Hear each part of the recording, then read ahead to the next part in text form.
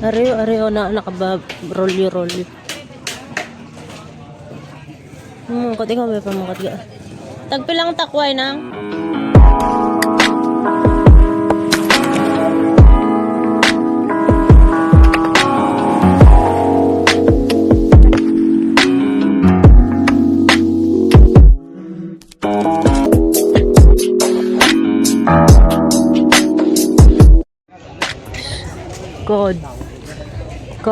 God morning. Ara-arani galing luto na bas. So, dito kami sa Saraga Public Market. Arigaw ko namin ka. Saging nito. Nagpila din mo. Hilaw pa.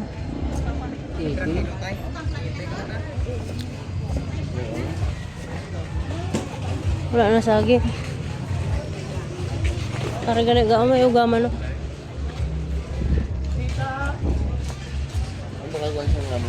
Oo.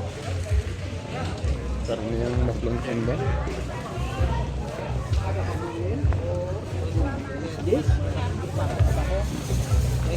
Manok tani nga native no. Butangan ubad. Taon-tawa ako. Wala na di saging.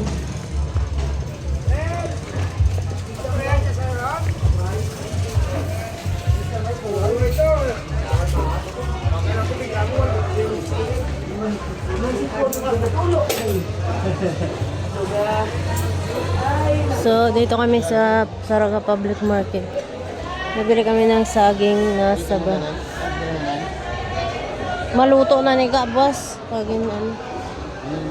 Na lang. Ganito ang kanilang public market dito. Para may baboy, may baka. Pareho baka.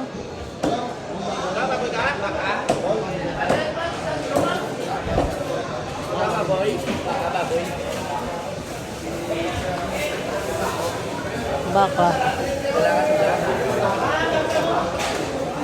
Pila.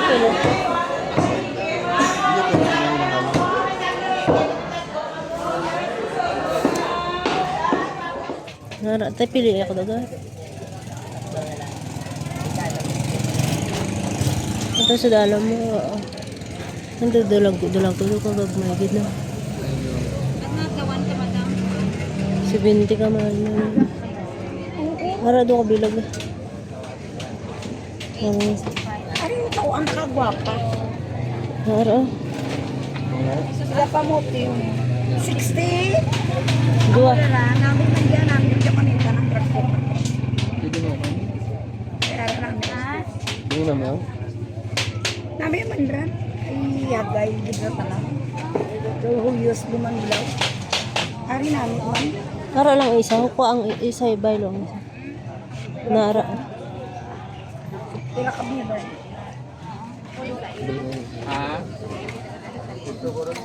Diyan, umulan tao? Mulang dyan imo ah. Ara. Pareho. Pagpila ni nang oh. Pinta day. Pwede na na. Yung parang pinipunta sa mga doon. Kaya ang 20 nila. Amo lang naman ko yun. May ariman no? Ari, ano ni nang tilapia? Ari, gulong pa ka lang tilapia. Pila nating putos na? 50. Ari na lang ko ang pag tilapia. Isa lang ka man yan. Para may ginamas nito sa ako si Gilda na yata. Ma, pwede mo replan sa Gila gali ito? Sabi ko kagabi ka. Ano ko kagabi mo? Replyan mo? Replyan ko gali ang mga kinumbang. Yan lang ang bakbalta niya. Isa lang kaputos. Para lang sa akon.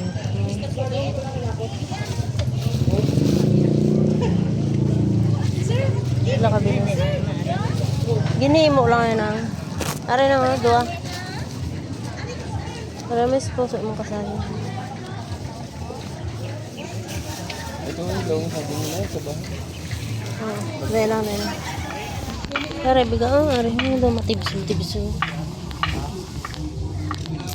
Ayan. Siya mas lagi yung paan dyan. Si Gani, pero ara Gani ito matibis nung ara do ka.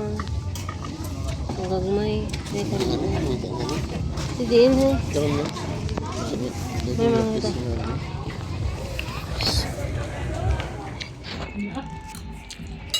So guys, pananghalian na namin nito is nagluto yung kapatid ko ng dinuguan. Ang nilagay niya is yung ubod ng niyog at saka balenciana. So ayan, pagkatapos namin mananghalian, naglinis ako ng kamay ay ng kuko sa paa ko at saka syempre nagpalinis na rin si Gideon. So ayan, nagkukwentuhan kami dyan.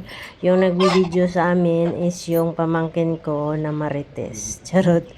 So ayan, sabi ko last day ko na ay ngayong linggo na yun guys is papunta dyan yung aking best friend nung high school. So hindi ako nakapag-video, sayang, kasi nawala sa isip ko. At syempre dahil nga alam nyo naman, chika-chika, so nawala tuloy. So ayun guys, hindi ako talaga nakapag-video. Sa sunod may pagkakataon na magsasama na kami. Pag pauwi na ako, papuntahin ko sa bahay. At syempre ako din pupunta rin ako sa kanila. O diba, namimiss ko kasi yung dating namin noon ng high school. Kasi pumupunta ako doon sa kanila. At saka namamasyal kami. Parang doon lang sa kanilang bahay. Tapos pag tuwing pesta, mga ganon. So nakakamiss ng ganong eksena. Kasi nag-aaral kami noon, third year high school is close kaming tatlo. So lagi kaming lagi talaga kami nagkakasama hanggang nung nag-fourth year kami. Kaso hindi ko sila na classmate, silang dalawa, hindi ko sila na classmate nung fourth year. So bali pag tuwing wala kaming klase, vacant namin, nagkikita kami. Pero magkatabi lang naman ang kwarto namin guys. So pumupunta ko sa kwarto nila kasi syempre parang nakasanayan mo na nung high school ka, nung third year ka, kasama mo. Tapos nung nag-fourth year kayo, edi wala na. Naghiwalay kami ng kwarto, ay ng section. So ayun guys, nakakamiss lang ang isipin na ganun. Na nung mga high school friends mo is makakasama mo yun na matanda na kayo. O diba, may anak siya, tapos ko yung anak niya, Yado. Anong tawag doon sa Tagalog? Basta kayo na yung mag-adjust sa akin. Ilunggo kasi ang ko dito, ang salita. So ayun, maghumarit kami dalawa. O diba? Kasi maaga siyang nag-asawa. So ako naman ay napag-iwanan. Charot. So sa tatlo kami, ako lang walang pamilya. Silang dalawa may pamilya na. So, yung isang kong kasama, ang isa namin kasama, hindi namin na-meet. Pero last 2018, nag-meet kami tatlo. Pumunta sila dyan sa bahay namin. Nung pumunta sila after anong tawag doon? Fiesta sa bayan namin. So pumunta sila. Hindi ko nga na-expect na pupunta sila, diba? Kasi nga, siyempre hindi naman kami nagkwentuhan na pupunta sila o basta pumunta lang sila. So nakakamiss talaga yung ganun, guys. Ako din, nung umuwi kami dyan, nung time na yan, guys, pumunta rin kami sa kanila, pero wala siya dun sa bahay nilang unang beses na pumunta kami.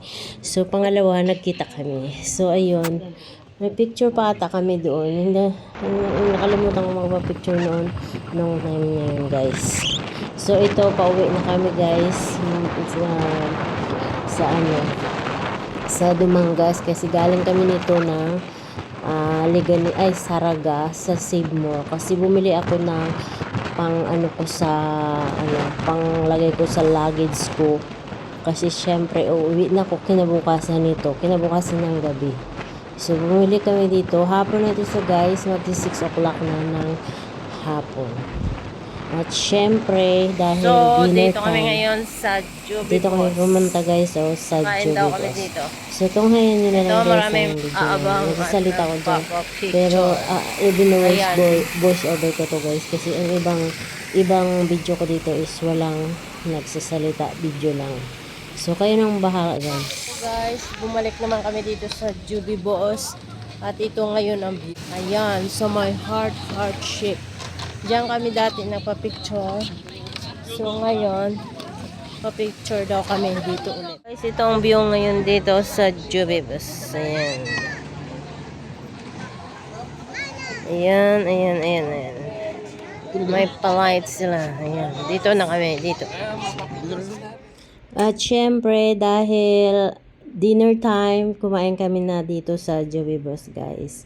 Patapos na kami kumain, guys. Hindi ako nakapag-video dito kasi may music itong background. So, dito ako ngayon sa bahay. Pumunta ako kasi ito na ata ang last din nila nagawa or bukas. Kasi nga, wala nang materialis. So, ito papakita ko sa inyo kung ano ang nagawa nila sa loob ng 9 days.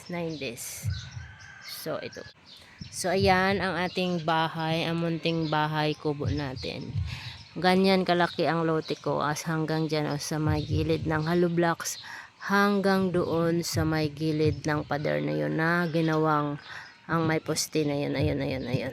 Kasi dapat doon pa, diba, inadjust ko dito kasi napaloob na ako sa kabilang lote. So, kaya pinabakbak ko ang kalahating bahay ko. Ay, hindi naman kalahati, 1/4 lang. So, ayan ang ating view ng bahay natin. Nakikita na natin ang mga poste at ang natapos na yung kabilang side, guys, doon. Ayun, natapos na yun. So, ayan na nga, guys, nang sabi ko, natapos na doon ang ating backside. Ano yan, ginawa kong firewall kasi nga, syempre, nasa kabilang lote yan, may bahay din. Ayan, o. So, andito ang ating main door. Ayan, ating main door dyan. At saka may pa-corner window tayo at may malaking window dyan. So, ngayon, naglalagay sila ng header. Maglalagay sila yan dyan ng header. I think lalagyan nila ng buhos yan. Tapos, hollow blocks. So, ayun. Tapos ito, pinataas na nila yung poste. Bubuhusan din nila yan. At saka yung isa na yan. Andoon yun. Tapos na yung poste na yun ata. Basta yun. So, ngayon, pag nalagyan na nila lahat ng beam yan, padagdagan ko pa ulit ng 6 na patong na hollow blocks para maging loft type siya, guys. Ang itong side lang ang ipataas ko. Pero itong sa ating terrace, hindi na yan itataas ang kanyang bubong. Bali, ang isang bubong medyo mataas, ang isang mababa. Ganyan ang style niya. So, ayan na, guys, ang ating bahay. So, dito tayo magpa-picture.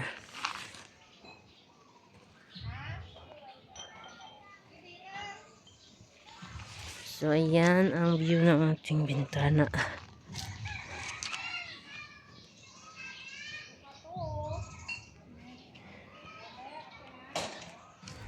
So, after nilang magtanghalian, guys, ito 1 o'clock na, nagsimula ulit silang maghalo kasi magdudugtong ulit sila ng hollow blocks. So, ayan, naghahalo si Tito Nick ng kanilang ilalagay dun, ipang palaman dun sa mga hollow blocks. Kasi bubuhusan nila yung sa harap na poste, guys. Itong sa gilid, guys, tapos na siya. So, ito ang ating magiging CR na, guys. Ito, ipapatanggal ko yan dyan, guys. I-open ko yan. Itong magiging CR natin yung natira.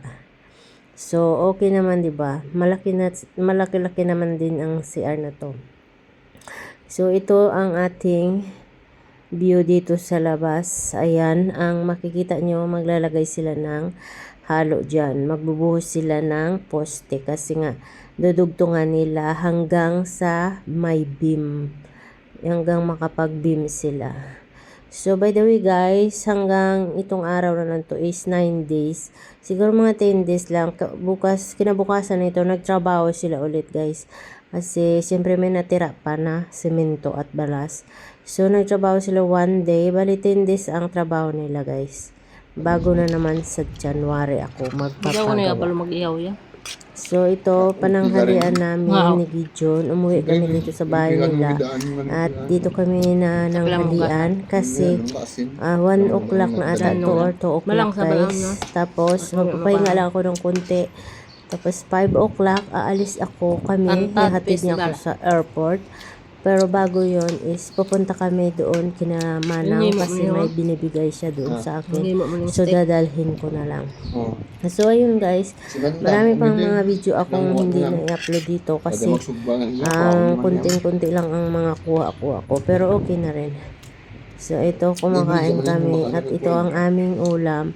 Inihaw na Hindi mo siya bugkos. hito. Kalimutan ko pangalan. Inihaw na ihito ang ating pagkain guys. Kasi iyon ang sabi ko noon kay Gideon. Bakit hindi siya nagluluto ng ganyan? So nag-ihaw siya dyan.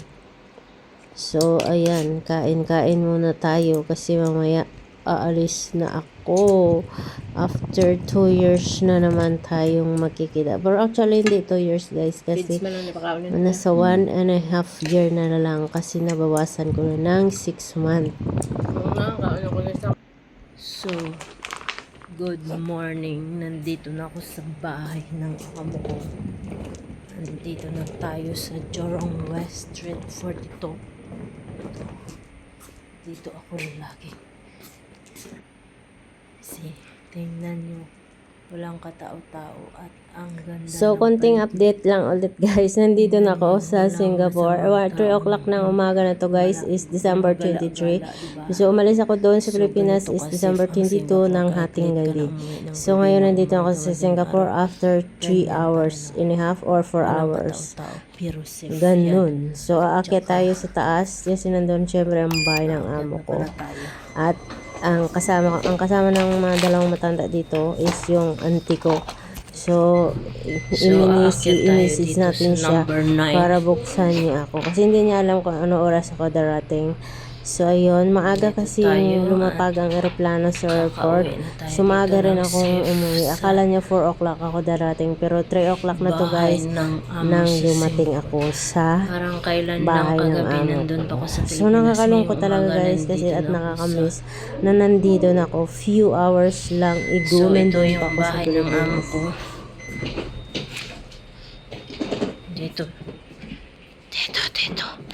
Dito tayo. Ayan. So, hanggang dito na lang guys ang ating video. Maraming salamat. Thank you so much for watching. Bye!